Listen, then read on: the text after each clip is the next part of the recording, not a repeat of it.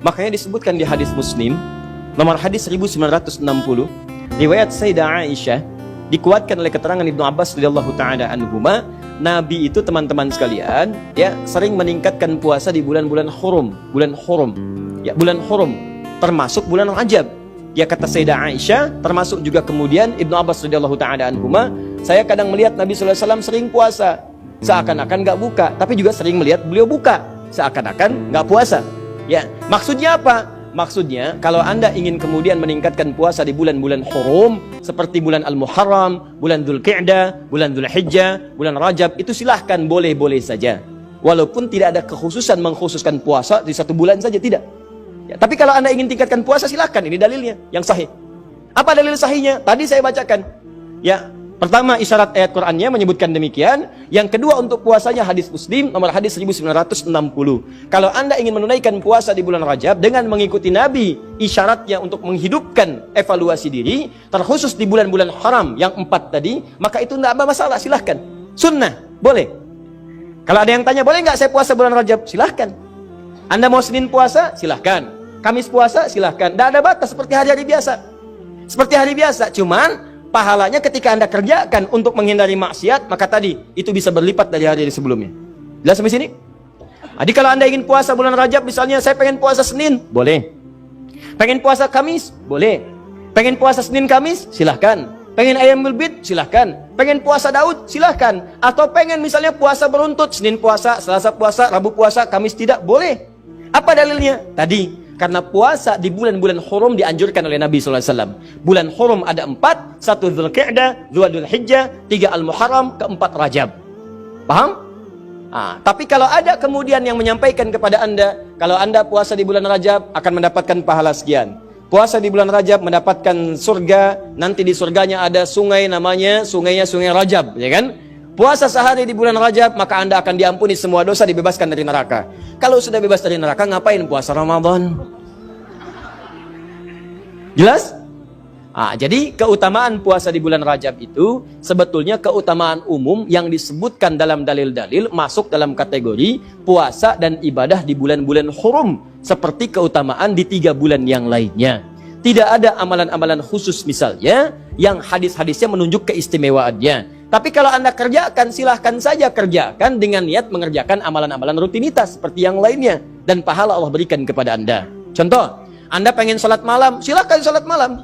Mau di bulan Rajab, bulan Sya'ban, bulan lainnya silahkan. Ya, salat pertengahan malam silahkan, tahajud silahkan, ba'diyah maghrib silahkan, ba'diyah isya silahkan. Tapi kadang-kadang teman-teman sekalian, jangan sampai kemudian termotivasi oleh dalil-dalil sebetulnya yang tidak ada susunannya atau informasinya dari Nabi SAW. Contoh, pernah mendengar kalimat ini?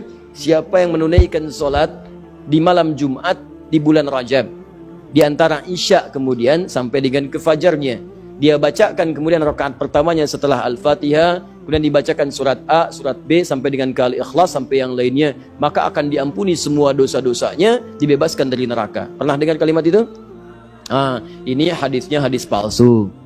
Ya, hadisnya hadis palsu. Bahkan di kitab hadis palsu pun tidak ditemukan. Ya, saking palsunya hadis ini, di kitab hadis palsu pun tidak ditemukan. Pernah dengar hadis ini? Inna fil jannati baban yuqalu Rajab. Di surga itu ada satu pintu, satu sungai. Nama sungainya Sungai Rajab. Siapa yang bisa puasa sehari di bulan Rajab, maka dia akan mendapatkan kenikmatan surga di situ dengan air minum dari Sungai Rajab. Pernah dengar? Nah, itu hadisnya pun hadis palsu.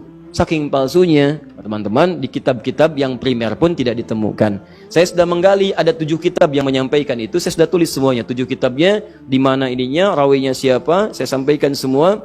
Ini ada At-Tashi Ashar al-Masyhur Baghdadiyah, pengarangnya Abu Tahir As-Salafi, Fadailu Syahr Rajab Al-Hasan ibn Muhammad Al-Khilal, Fadl Rajab Abdul Qasim ibn Asakir, Al-Amali Al-Khamisiyah karangan Yahya bin Al-Husain Al-Syajari Al-Jurjani, Syu'abul Iman karangan Al-Baihaqi, At-Tadwin fi Akhbari Qazwain karangan Abdul Karim Ar-Rafi'i, Fadailul Awqat karangan Al-Baihaqi. Semuanya dicantumkan untuk menginformasikan pada kita hadisnya maudhu, palsu, paling minimal dhaif. Jadi dituliskan itu untuk kasih informasi, ini hadisnya dhaif ya. Ya, hadisnya palsu, jangan dipakai sebagai rujukan. Bukan dituliskan untuk menginformasikan pada kita itu amalan, jelas. Tapi kalau Anda misalnya pengen bangun malam, silahkan. Cuma jangan merujuk kepada informasi tadi. Jadi kita bersikap adil di tengah-tengah. Awas, hati-hati. hadis ini ditampilkan bukan untuk mencela orang. Jangan sampai Anda melihat ada orang misalnya puasa di bulan Rajab, Anda katakan, oh ya hadis palsu. Bukan.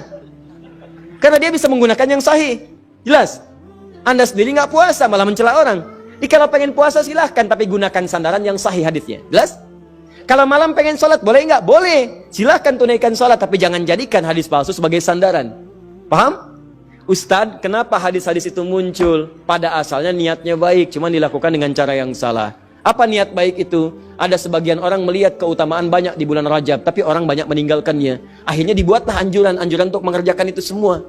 Cuma dituliskan dengan cara yang salah. Begitu disampaikan dengan cara yang salah, jadilah kemudian acuannya keliru. Itulah asal munculnya orang banyak mengerjakan amalan mengacu pada dasar-dasar yang kurang sempurna. Paham sampai sini? Jadi kalau saya tanya, boleh nggak puasa di bulan Rajab? Boleh. Boleh nggak sholat malam di bulan Rajab? Boleh nggak sedekah di bulan Rajab? Boleh nggak mengkhususkan saya puasa sehari di bulan Rajab dapat surga? Boleh? Itu yang dalilnya bermasalah. Paham sampai sini? Jadi itulah asal muasalnya, runtutan ayatnya sudah ada jelas, hadisnya sudah ada, yang palsu sudah ada, yang sahih juga ada, yang sahih dijadikan acuan, yang kemudian dhaif atau palsu kita tinggalkan. Sepakat sampai sini? Maka kalau sudah sepakat, yang tidak sepakat kita tinggalkan dan tidak ada pertanyaan lagi sampai harus diulang ke tahun depan.